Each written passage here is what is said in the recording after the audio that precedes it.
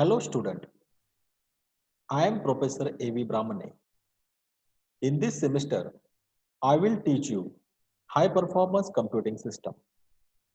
Today, in this first lesson, we will start our unit number 1. The name of the unit number 1 is Introduction. Student, before going to start the actual content of our syllabus, you must know what is HPC. HPC is the high performance computing, mostly generally refers to the practice of aggregating computing power in a way that delivers much higher performance than one could get out of typical desktop computer or workstation in order to solve large problems in science, engineering, or business. This means that a high performance computing is the aggregating computing power which is higher as compared to the typical desktop computer. And this HPC is mostly used to solve the problem related to the science, engineering, or businesses. Later on in our syllabus, we will see many high performance applications. Simultaneously, we must know what is processing power. It is also called as CPU power or CPU cycles. Processing power is the ability of computer to manipulate data. Now, this term CPU cycle is also very important to know the or in order to learn HPC, we must know what is CPU cycle.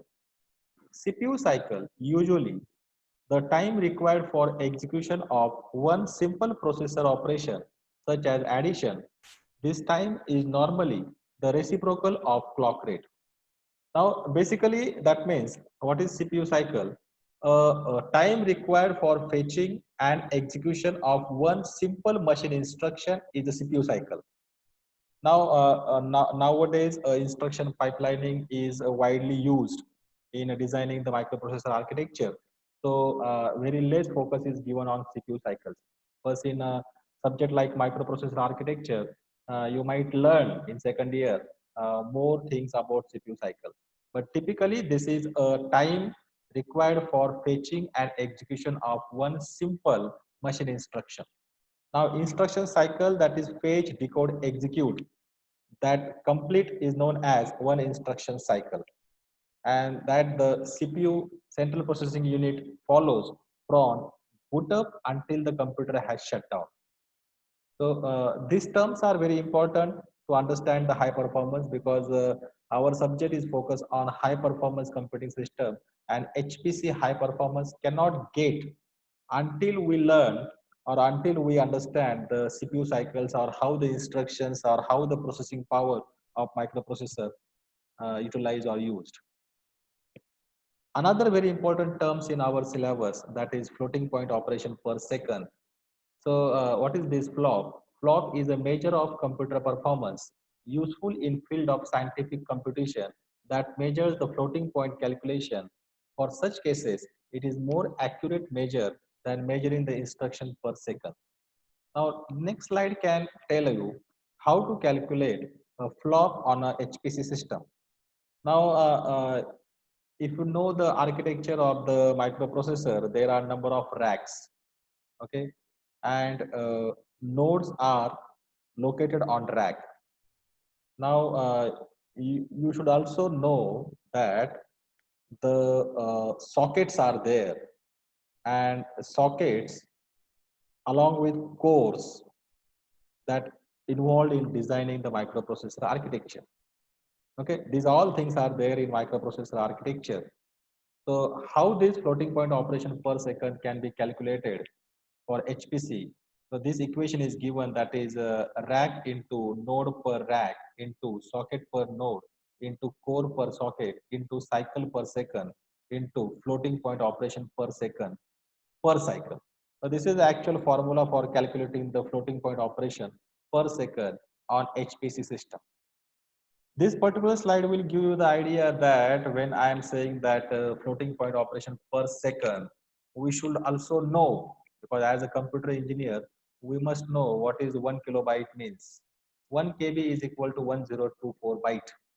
Okay, and 1 megabyte is 1024 kilobyte. Simultaneously, you can see now as the processing power of our CPU and the more trends on microprocessor architectures are available on market nowadays.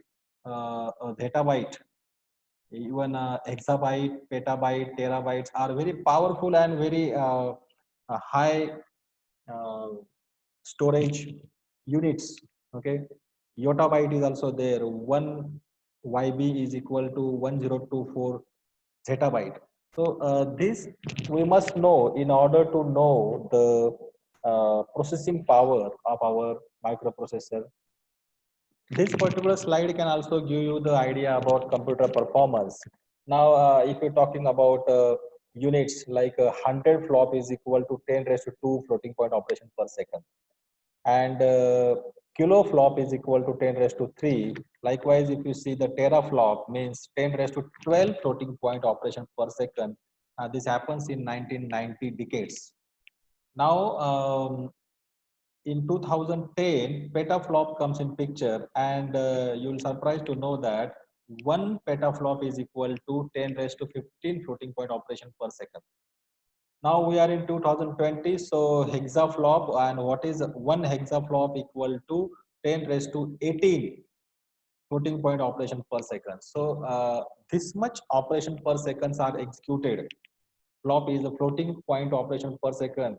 In the previous slides, we learned flop means how the instructions are fetched, decoded, and executed. A simple instruction. Like this, there are 10 raised to 18 floating point operation. That means this is a very big number that is executed in hexaflop. And this is a speed of execution which are available on 2020 microprocessor architecture. So now, students, this is a actual content of our unit number 1. Implicit parallelism is the first article. What is meant by implicit parallelism? Scope of the parallelism. So, why we require parallelism? This we must know.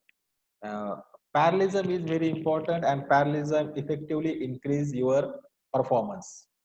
So you can see that if sequential execution is there, sequential execution take more time as compared to the parallel time. If we divide that sequential execution into two sub execution, and we run it parallelly, then it will give the high performance. Now the executions are executed fastly.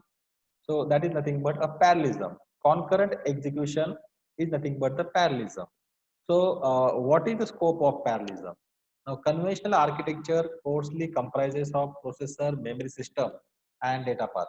Each of these components presents significant performance bottleneck. Parallelism address each of these components in a significant way. Different application utilize different aspect of parallelism. Example, data intensive application utilize high aggregate throughput, and server application utilize high aggregate network bandwidth, and scientific application typically utilize high processing and memory performance. It is important to understand each of these performance bottleneck. Now, implicit parallelism, that is very important. Now we learn parallelism will improve the performance. What are the different ways? So one way is the microprocessor architecture. In microprocessor, implicit parallelism can be possible.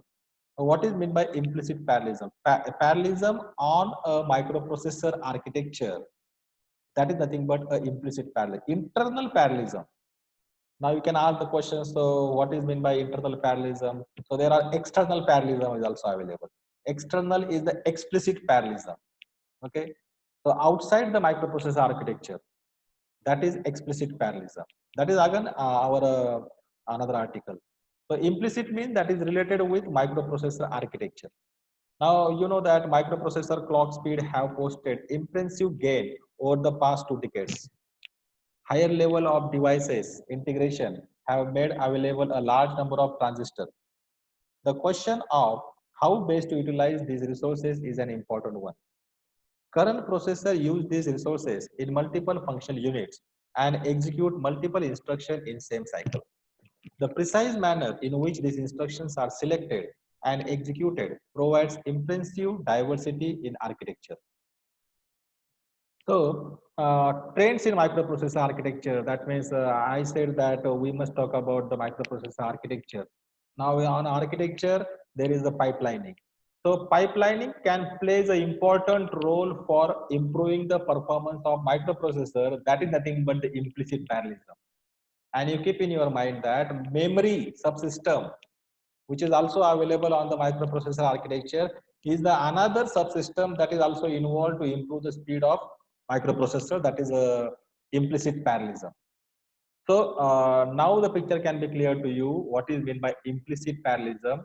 Implicit parallelism, like pipelining, which is available on microprocessor architecture. So what is pipelining? We know pipelining is the series of instructions which are executed simultaneously. Okay, that means here the example is given, manufacturing of the car.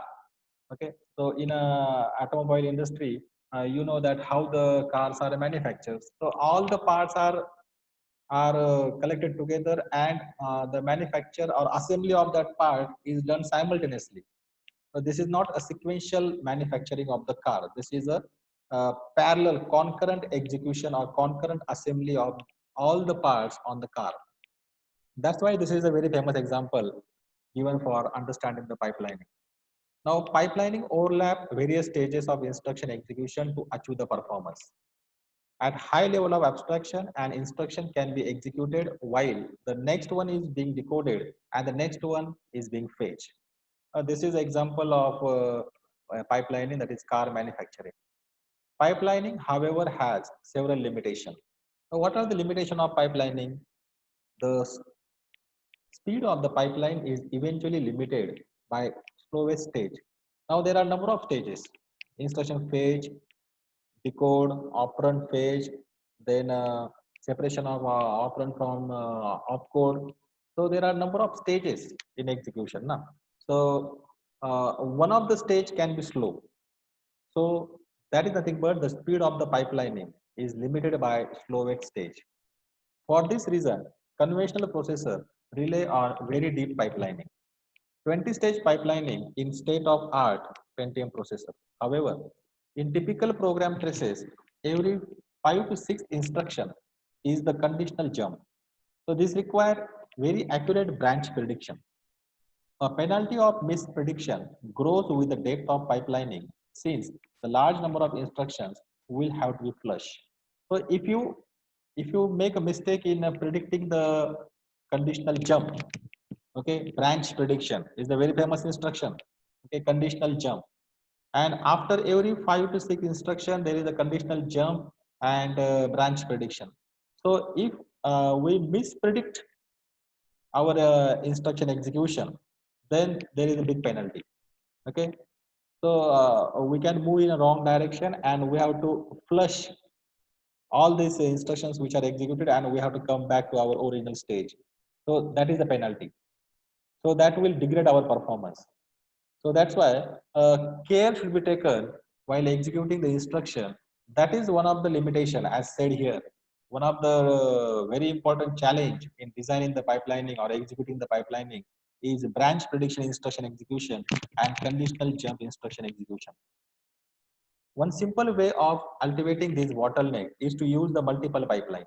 A multiple pipeline means on a microprocessor architecture, there are more than one pipeline. So this is the superscalar architecture. Huh? Superscalar means architecture which is having more than one uh, pipelining available on same microprocessor architecture. So that is the superscalar execution. One simple way of eliminating all these drawback is use the multiple pipeline. This question then become one of the selecting this instruction, how to select the instruction. So here very good example is shown on this slide.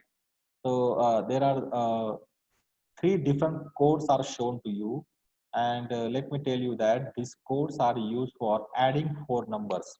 But if you see closely, their objective is same, adding four numbers, but the way the instructions are used or executed, the sequence of the instruction is different in these three different code fragments.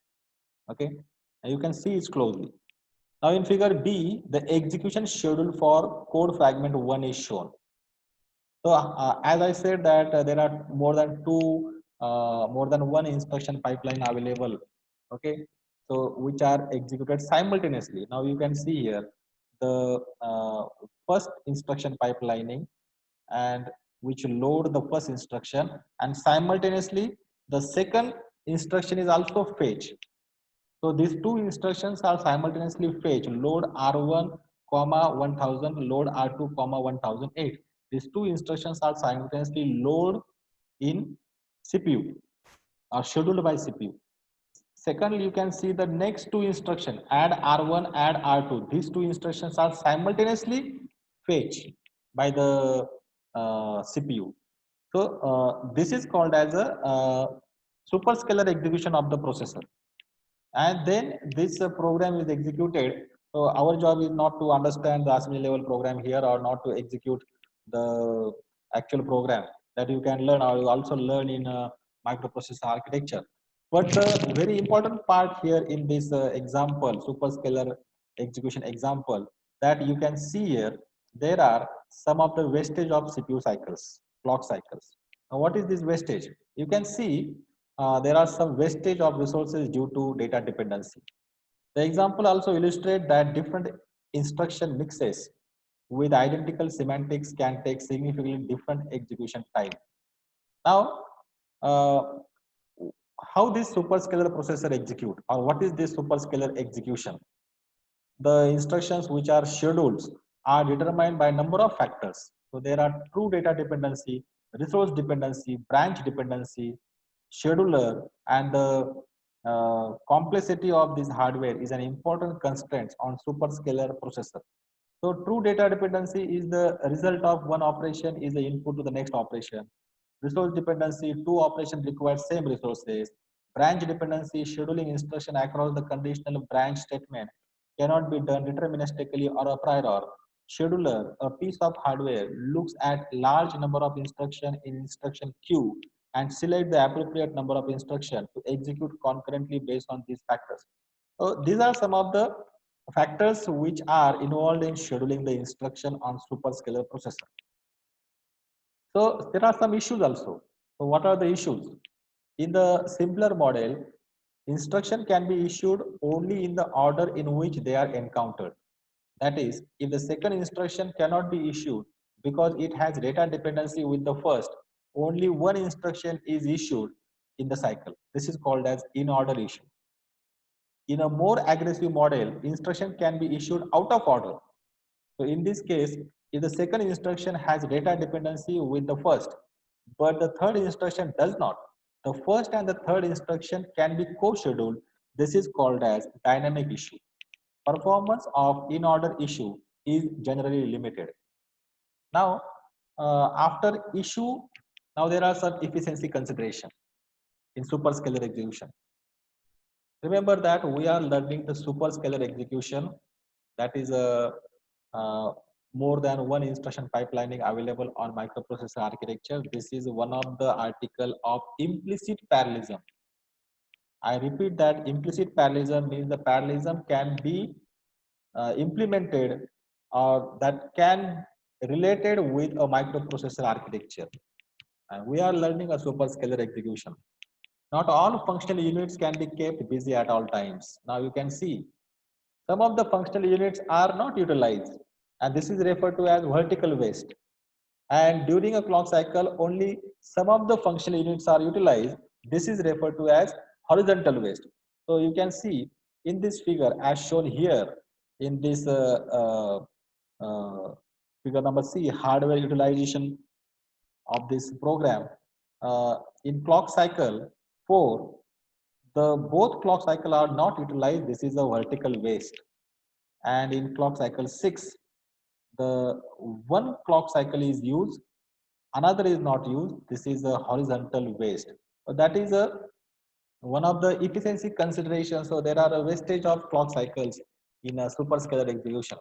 So due to the limited parallelism in typical instruction stresses, dependencies, or the ability of the scheduler to extract the parallelism, the performance of superscalar processor is eventually limited. Conventional microprocessor typically supports four-way superscalar execution. Now, student, here we will stop, and this is a very important to learn that what is implicit parallelism and how we can achieve that implicit parallelism with the help of pipelining. And if the microprocessor is having more than one pipelining on its architecture, then that is called as a superscalar architecture. And in superscalar architecture, how the instructions are executed, that we learn. So I hope that you are enjoying the learning, online learning. So this is the first article. In the second article, we will learn another implicit parallelisms factors or points which are available to improve the performance of our microprocessor architecture. Okay, thank you very much.